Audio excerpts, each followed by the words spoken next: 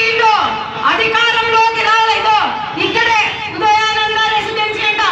మా ఎంపీ నాకు opposition MP ఇక్కడే ఉన్నాడు. మరి ఆయన దాంట్లో నీళ్లు ఉన్నాయో నాకు తెలియదు, కానీ ఒకటే ఇప్పుడు ఉన్న పార్టీ వైసీపీ పార్టీ ఎంతో అన్యాయం చేస్తూ ఈరోజు అదో అక్కడ ఉన్నాడు చూడు, సలాం అని నుండి వచ్చినాడు. కాటసాని మీసాలు వీటిన వ్యక్తి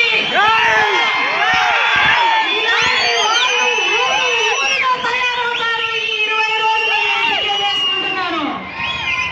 అట్లాగే ఖచ్చితంగా అధికారంలోకి నేను ఎంపీగా వస్తే వస్తాను. అట్లాగే మీ సమస్యలు కేవలం మాట్లాడటం ఒకటే కాదు, పార్లమెంట్ లో మీ సమస్యలు తీర్చేలాగా నేను ప్రయత్నం చేసి మీకు న్యాయం చేస్తాను. ఏ విషయమైనా సరే ఈరోజు ఎస్సీలకు, ఎస్టీలకు, మైనారిటీలకు ఎవరికి కూడా న్యాయం చేయని ముఖ్యమంత్రి మేము ఇక్కడ గెలిచి న్యాయం చేస్తామని తెలియజేసుకుంటున్నాను.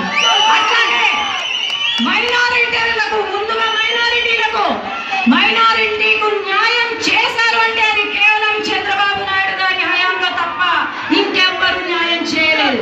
ఇప్పుడు ఎన్నికలని నా బంధువులు, నా ఆత్మ బంధువులు అని మైనారిటీలను మోసం చేస్తున్నారు వైఎస్ జగన్మోహన్ రెడ్డి గారు.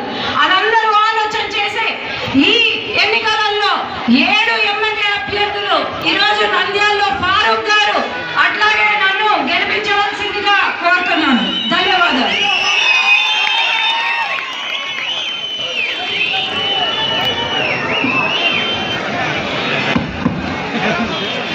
చాలా దూరం నుంచి వచ్చినటువంటి వాళ్ళు, సభకు హాజరైనటువంటి వాళ్ళు అందరికీ ఇక్కడే ఈ ఫ్లైఓవర్ దిగితేనే బండల ఫ్యాక్టరీ పక్కన ఇక్కడే భోజనాలు అరేంజ్ చేశాం.